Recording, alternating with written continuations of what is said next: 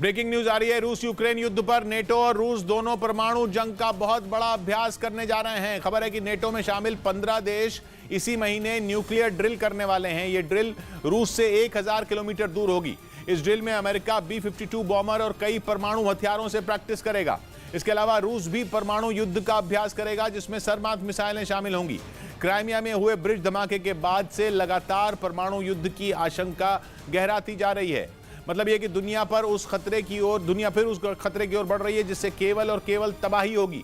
क्योंकि पुतिन और बाइडेन दोनों ने जाहिर कर दिया है कि वो अपना दम दिखाने के लिए कुछ भी करेंगे। और इसी महीने दोनों महाशक्तियों का परमाणु अभ्यास डराने वाली बात है। पुतिन की परमाणु धमकी के बाद पूरी दुनिया वैसे ही सहमी हुई थी, क्योंकि कोई नहीं जानता कि पुतिन का परमाणु बम कब और कहां से गिरेगा।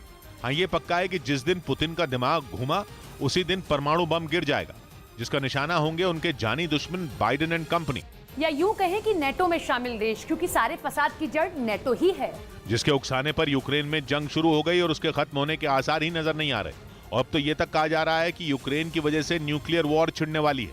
या यूं कहें कि परमाणु हथियारों से तीसरा विश्व युद्ध लड़ने की जमीन तैयार है, जिसमें एक तरफ होंगे पुतिन और दूसरी तरफ होंगे यूक्रेन को युद्ध की आंख में झोंकने वाले नेटो देश। कहा जा रहा है कि उस परमाणु युद्ध की तैयारी भी शुरू हो चुकी है, क्योंकि इसी महीने नेटो में शामिल 14 देश परमाणु जंग लड़ने की प्रैक्टिस करने वाले हैं। इस ड्रिल का नाम है स्टेडफास्ट नून, जो रूस से केवल 1000 किलोमीटर की दूरी पर होगी, जिसमें अमेरिका का B-52 बॉम्बर भी शामिल है, जिसे जाना ही इस बात के लिए जाता है कि यह कहीं भी परमाणु बम गिरा सकता है। यानी पुतिन की एक धमकी ने बाइडेन को मजबूर कर दिया कि वो अपने खतरनाक हथियारों की ताकत फिर से चेक करें। क्योंकि पुतिन ने कीव में जो विनाश लीला दिखाई, उससे यह साबित हो चुका है कि उनके पास ऐसे ऐसे हथियार हैं जो ट्रिगर दबाते ही तबाही ला सकते हैं।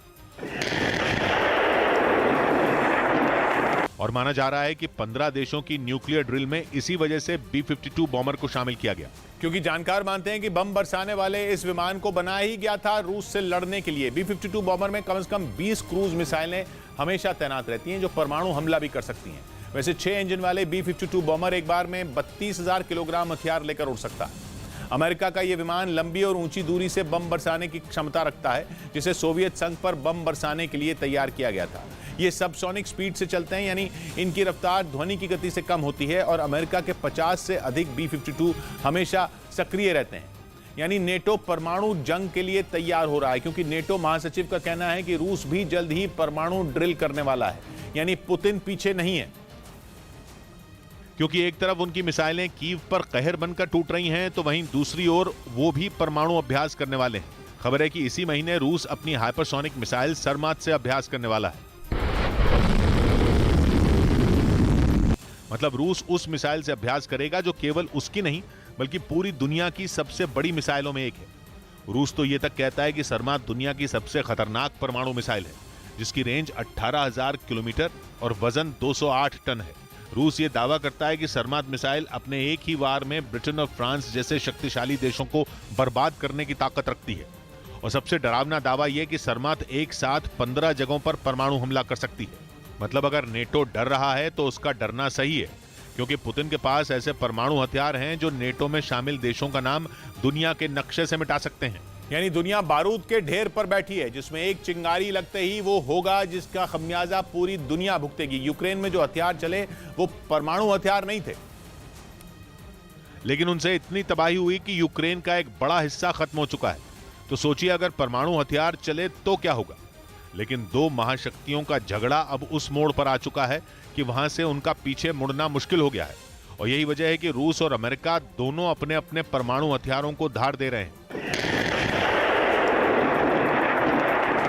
रूस के विपक्षी नेताओं ने भी कहा है कि पुतिन के बयान को हल्के में लेना गलती होगी। रही बात नेटो देशों की, तो वहां भी अफरा तफरी है। ब्रिटेन के रक्षा विशेषज्ञों ने तो हर परिवार को कयामत के लिए तैयार रहने को बोल दिया है।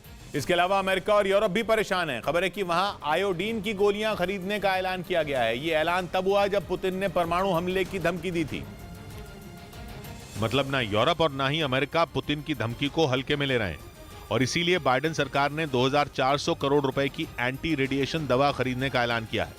यह दवा है पोटेशियम आयोडाइड, जिसे आयोडीन की गोली भी कहते हैं, क्योंकि इससे बच्चों और बड़ों दोनों को परमाणु हमले के बाद होने वाले रेडिएशन से बचाया जा सकता है। इसके अलावा आयोडीन की गोली की डिमांड यूरोप में भी बढ़ी है, क्योंकि पुतिन का पहला निशाना तो यूरोप के देश ही बन सकते हैं। पिछले महीने ही यूरोपियन यूनियन ने ऐलान किया था कि यूक्रेन को आयोडीन की गोली भेजी जाएगी। इसके अलावा पोलैंड में भी आयोडीन की गोलियों की डिमांड बढ़ गई है, जहां के हर प्रांत में इसे बेचने के सेंटर भी बनाए गए हैं। जब कोई परमाणु हादसा या परमाणु हमला होता है तो उसे रेडिएशन होता है, उससे बड़े परमाणु हमले से बचना करीब करीब नामुमकिन होता है, लेकिन अगर छोटा परमाणु हमला है तो उससे होने वाले रेडिएशन से ये आयोडीन की गोलियां बचा लेती हैं, क्योंकि ये दवा हमारे शरीर में रेडियो एक्टिव आयोडीन जाने से रोकती है। इसे ऐसे समझिए कि परमाणु हादसे के दौरान रेडियो एक्टिव आयोडीन फैलता है और थायराइड ग्रंथि के रेडियो एक्टिव आयोडीन सोखने से थायराइड कैंसर हो सकता है। लेकिन potassium iodide radio active iodine को ब्लॉक कर देता है, क्योंकि ये दवा लेते ही थायराइड ग्रंथि ब्लॉक हो जाती है, जिससे रेडियो एक्टिव आयोडीन अंदर नहीं जा पाता।